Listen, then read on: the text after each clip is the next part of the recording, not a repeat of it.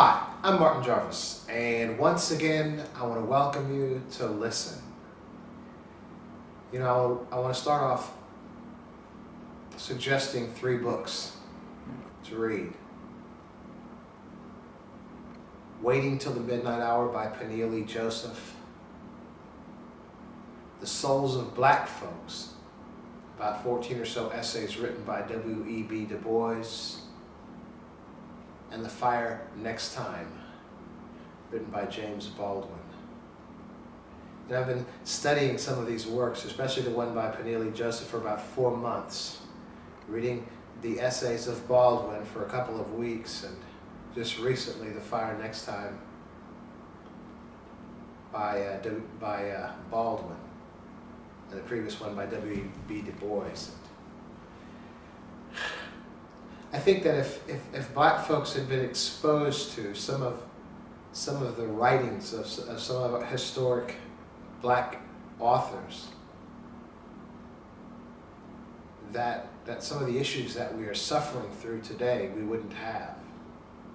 Maybe if white and black folks were exposed to some of these authors, we wouldn't have the issues, many of the issues that we have today. But it's like we were raised with one side of history, and very one-sided, where we didn't even exist in intellectual history. And it's really a shame. But there's always hope. And that's sort of what we're going to talk about today. You know, recently I was walking into the TV studio and a Caucasian gentleman came up to me. And I guess he had watched this program. And what I find from white folks, especially that watch this program, is that they're usually in one of 2 camps. Either they totally get it, and they're totally supportive and positive about the program, or they're very offended by the program. But even those that are offended, they don't tell me that, but I can pick it up, you know, when we're talking, you know, in our conversation. There's one particular gentleman, I'm not sure right where he fell, but he did make a statement to me. He said as we walked in, he said, you know that Rosa Parks, you know, of all the things that needed to be done, it took a black woman to say no. And you know, I know he tried, he was trying, and I think he expected some kind of accolade or some kind of affirmation of his particular point of view, that it took a black woman to say no. But immediately, it was like I had to express to him that historically, millions of people said no. They were lynched, they were tortured and executed, and all kinds of terrible things. So people, there were slave uprisings and revolts even from the beginning in the 1600s for the first African slaves being here. And see, this is another part of history. We don't hear about the Haitian Revolt or Vichy or Nate Turner or some of these the other folks that led the large rebellions, not even to mention the smaller rebellions and even the simple families and all the way down to the individuals that just said no. I mean, we saw Roots and we saw Kunta Kinte and Toby, you know, and I'm Kunta Kinte. We saw that and we think that that's one isolated incident. But this is the way that it was. And those people were killed and murdered, and all the way up to the recent history. In the Rosa Parks era, there were people being lynched, there were people being executed and beaten and shot. It's just that's why I recommend the Waiting Till the Midnight Hour, which sort of chronicles the Black Power movement in America from like the 1920s all the way up to the 1980s or so. Begin to recognize there were many folks that said no. There were many folks that refused. There were many folks that revolted. And then they suffered terribly for it. That's why sometimes I take issue, even in the Christian religion, where we look at movies like the crucifixion or the story of the Christ, whatever that. I didn't see that. Where Mel Gibson depicted, you know, horrifically the suffering that Jesus suffered, you know, with all the tortures and all that stuff. But that couldn't have been it. Because if you look at the lives of many of the slaves, in countless numbers of, and when I say countless, I mean countless numbers of slaves that suffered worse and more horrifying tortures than Jesus. then that really couldn't be the issue of Jesus, because these people really suffered. There was a guy named Sam Hose who was tortured terribly, his ears cut off, crucified, and burned alive. You know, there were many incidences and cases of terrible, terrible things happening to the Africans back at that time. So we just need to, if we'd had a chance to read our history or understand our history, we would recognize that. And I think a lot of the things that we take for granted today, even the education that I see our young people running away from and totally rejecting, sabotaging their own future. Maybe if they knew a little bit about the sacrifices and the real suffering. You know, we think that the civil rights movement with Martin Luther King and the bus boycotts and the getting watered down by hoses and bit by dogs and the stuff and it was terrible, you know, in the 50s and 60s.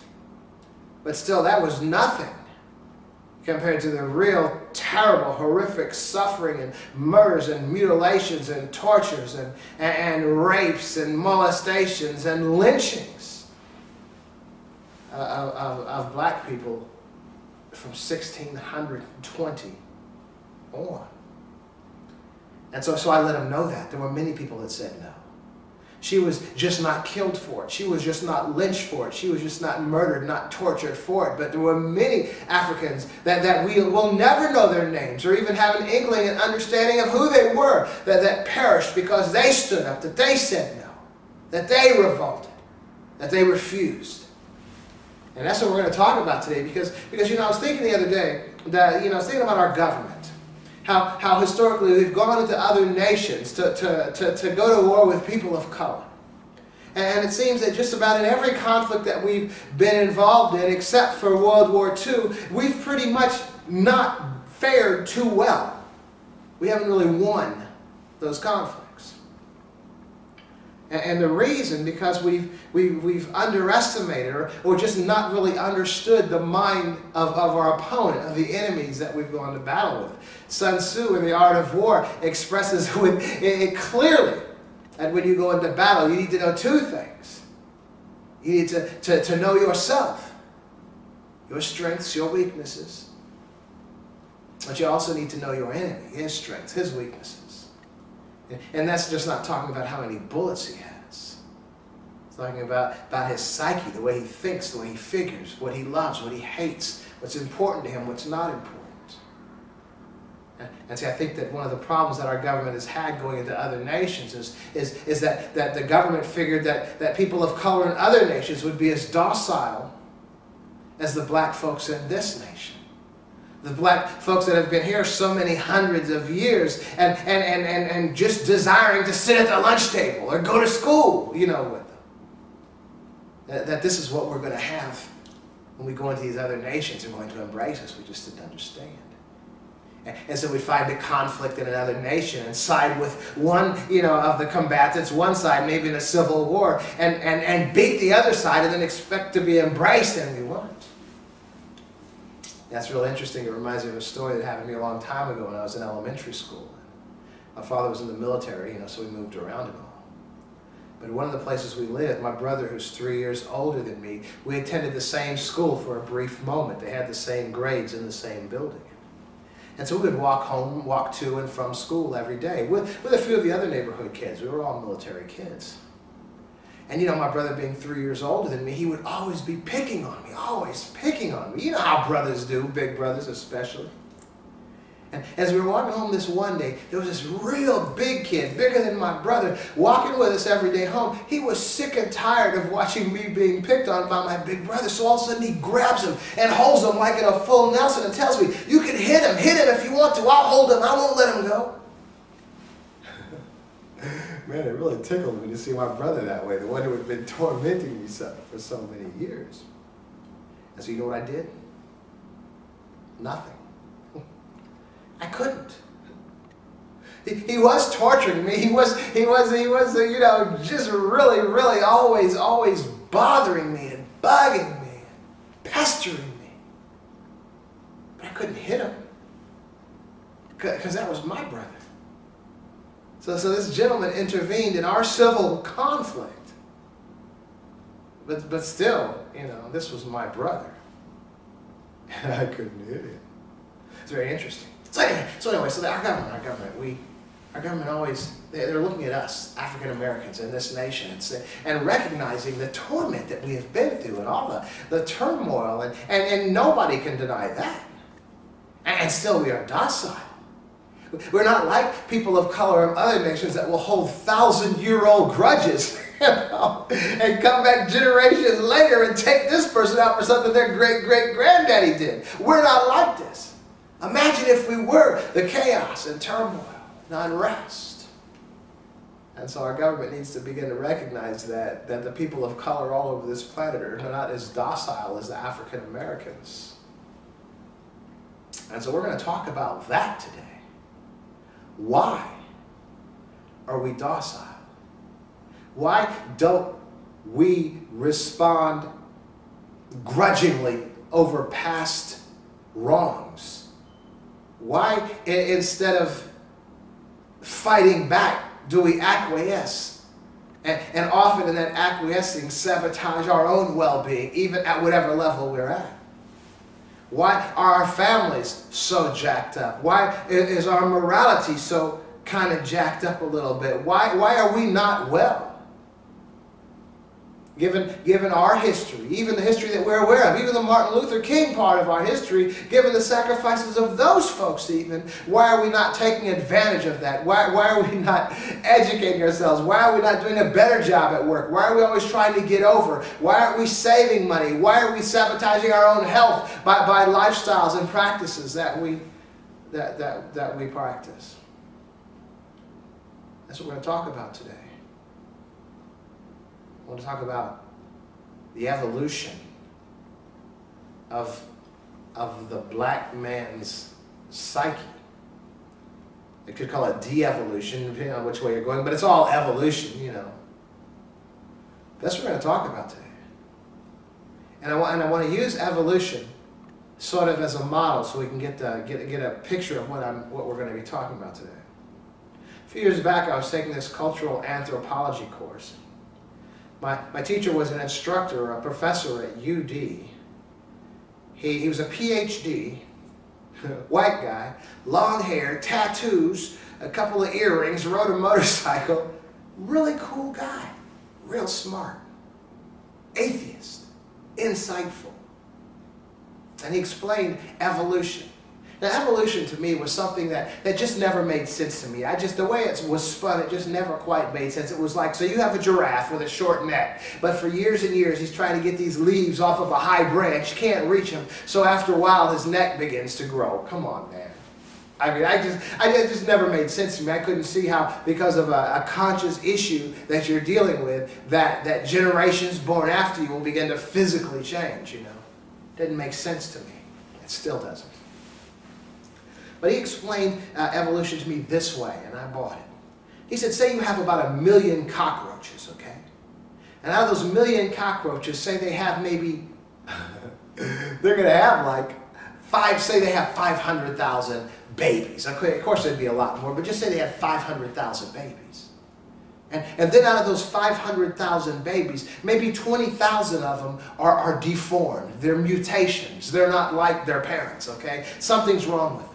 And we find this in all of the animal kingdom, and in every kind of living creature you find mutations. The generation, those individuals out of the generation that are born with deformities and all, okay, mutations. And so you have, out of these 1 million cockroaches, you have 20,000 of the 500,000 babies, cockroaches, are deformed. They're mutants in different kinds of ways. And so you have the guy, the exterminator comes in, you know, with a special, gas, and gases all these cockroaches.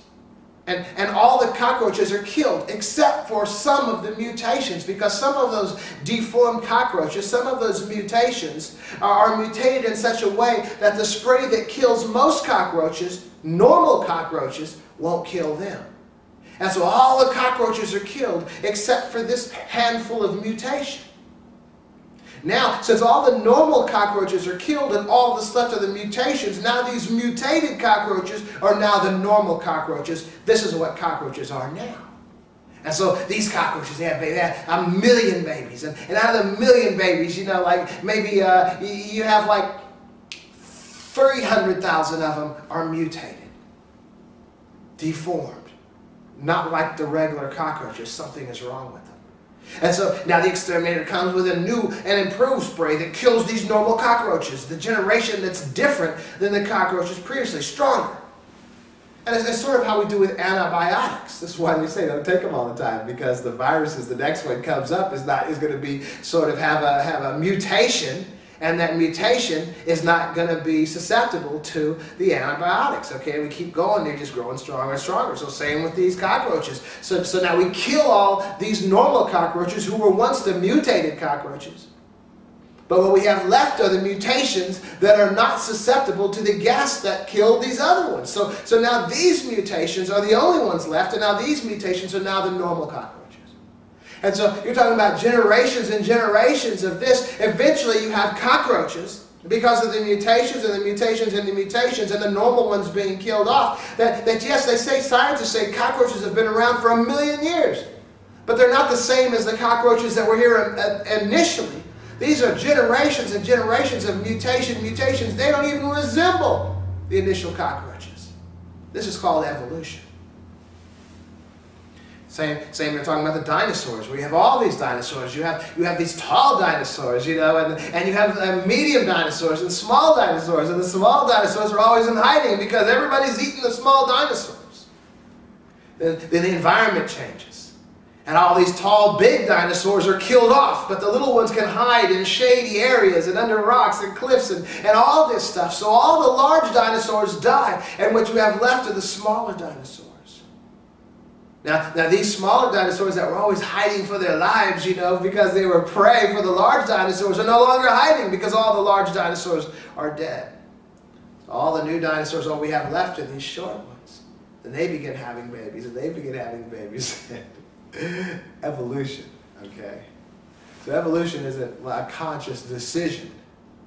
It's something that happens because of the environment, because of the mortality of certain environments.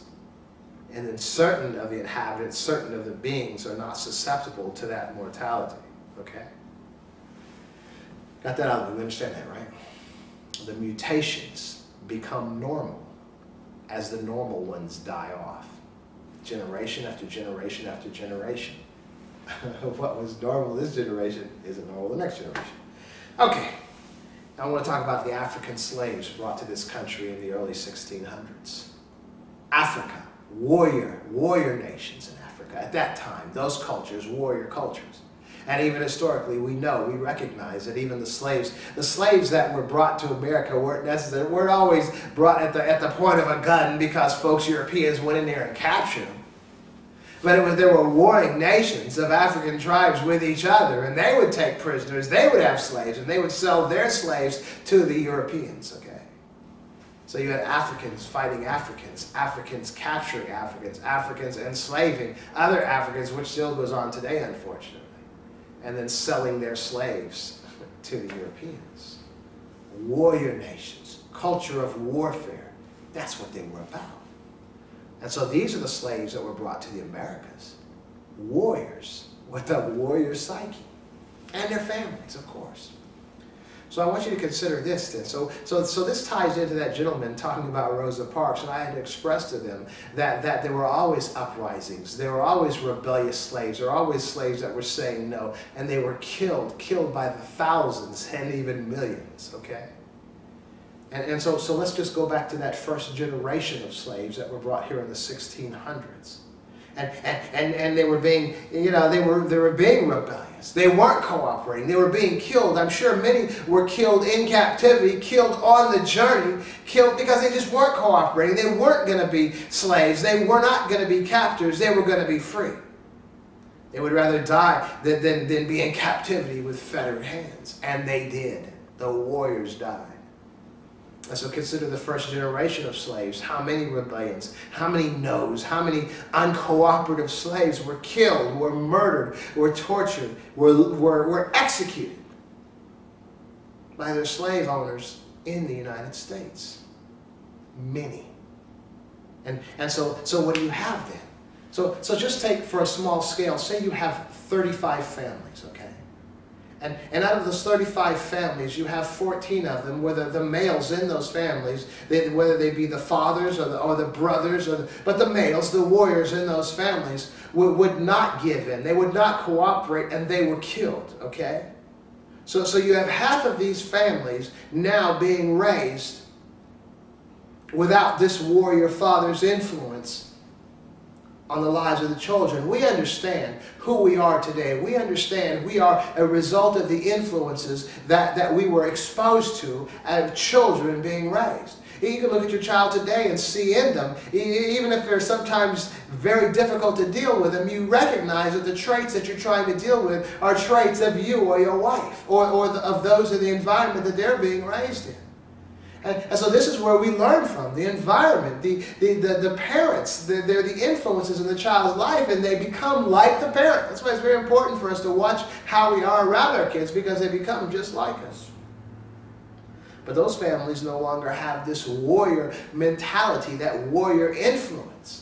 And so you have the other families, the other half of the 35 families that didn't protest, that didn't rebel, who maybe they're intelligent fathers, or maybe they were fearful fathers, but whatever, they know, we're going to be quiet, we're going to do what they say because it's more important for us just to live. And so you have two households being raised now without that testosterone-laden warrior mindset influencing any of these children. And so now they grow up. And then they have children, okay? And what are they imparting to their children? I'm sure that creeps up again. No, I'm not going to do it. I've had enough. But they're killed because they said no. See, it wasn't Rosa Parks. There were millions of these that said no, that stood up, that rebelled. They were killed. They were murdered. They were executed. And so you're talking about generations and generations. So what I'm suggesting here, the normal mindset of Africans that came out of Africa initially, and even as they kept being fed into this nation, they were doubling in size like every 10 years. You'd bring the warrior mentality from Africa, but it wouldn't be long before that warrior mindset was weeded out of the people. And sort of like the mutation. So what was normal was the warrior mindset. But those were being killed off, and what was left was the docile mindset, the cooperative mindsets, and they became the norm. So even though we had a continuous flow of slaves coming into the Americas from Africa with that warrior mindset, it was not long before those were weeded out of the pack, before those were executed, those were separated, those were killed, and all that was left was the cooperative, docile Africans. And they became the norm. Those were the mutations, and they became the norm.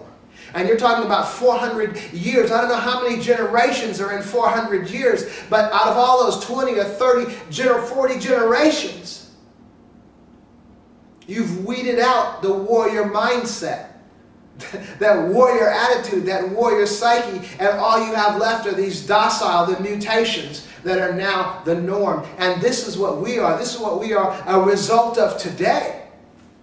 We are not the children of the rebellious. We are the children of those who gave in. We are children of the docile ones, those whose parents and grandparents and great-grandparents did not fight back. And I'm not really saying that in shame, because chances are if every one of them fought back, none of us would be here today.